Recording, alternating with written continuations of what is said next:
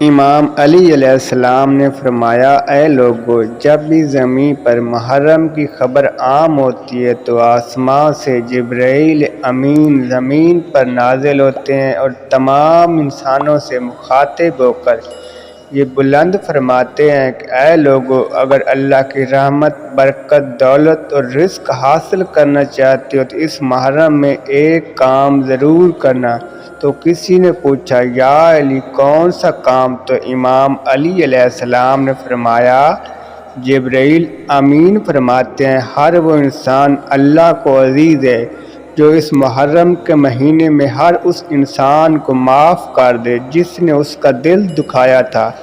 کیونکہ جو بھی انسان اس محرم کے مہینے میں انسان کو معاف کر دیتا ہے تو اللہ اس کے سارے گناہ معاف کر دیتا ہے، اس کی دعاؤں کو قبول فرماتا ہے، کیونکہ اس مہینے میں فساد پھیلانے والے، نفرت کرنے والے، حسد کرنے والوں پر اللہ کی لعنت برستی ہے، کیونکہ